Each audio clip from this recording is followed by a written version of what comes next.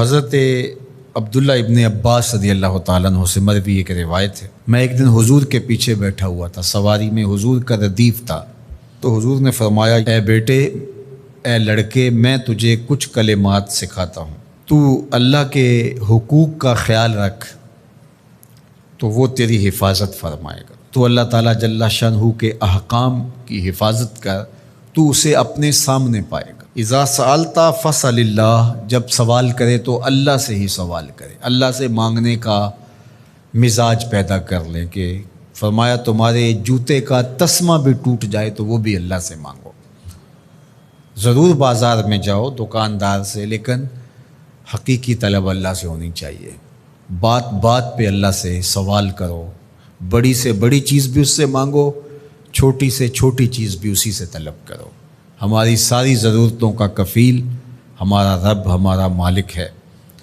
تو دوسری نصیحت یہ کی کہ جب تو استعانت طلب کرے، مدد طلب کرے تو اللہ سے ہی استعانت طلب کرے۔ وعلم، اور جان کہ اگر ساری امت، سارے لوگ، پوری قوم جمع ہو کے تمہیں فائدہ پہنچانے کی کوشش میں لگ جائیں تو تمہیں وہی فائدہ پہنچا سکتے ہیں جو تیرے لیے تیرے رب نے لکھا ہے۔ اور فرمایا وَإِنِ اجْتَمَعُوا عَلَىٰ أَن يَضُرُّوكَ بِشَيْءٍ، اور اگر تمہیں نقصان پہنچانے کے درپے ہو جائیں، لَمْ يَضُرُّوكَ إِلَّا بِشَيْءٍ قَدْ كَتَبَهُ اللَّهُ عَلَيْكَ، تو تجھے صرف وہی نقصان پہنچا سکتے ہیں جو اللہ نے تیرے لیے لکھا ہے۔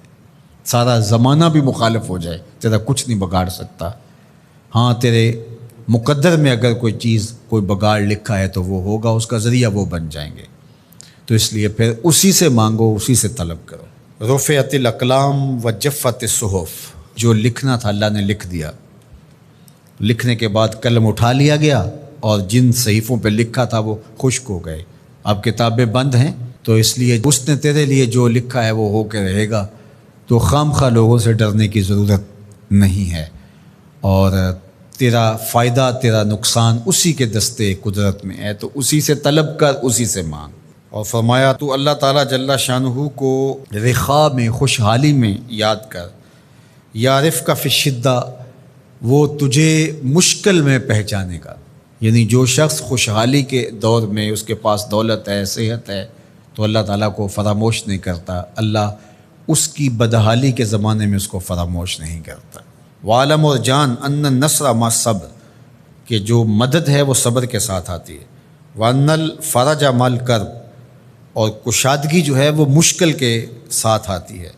وَأَنَّ مَعَ الْعُسْرِ يُسْرًا، اور سہولت جو ہے وہ مشقت برداشت کرنے کے بعد آتی ہے، تنگی کے بعد فراخی آتی ہے۔ پہلو مشکل پھر تمنا، پہلو کنڈا پھر پل، شاید مگروں پہلو مکھیاں ڈس دیاں ڈنگ والیاں۔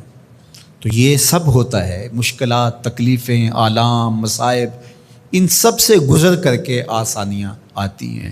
خود حضور کی زندگی دیکھ لیجئے، مدنی زندگی مکی زندگی کے گزرنے کے بعد، طائف کے مراحل کو طے کرنے کے بعد آتی۔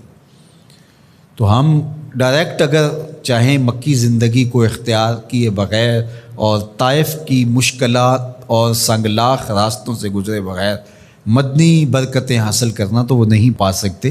تو یہ اللہ تعالیٰ نے ایک نظام رکھا ہوا ہے۔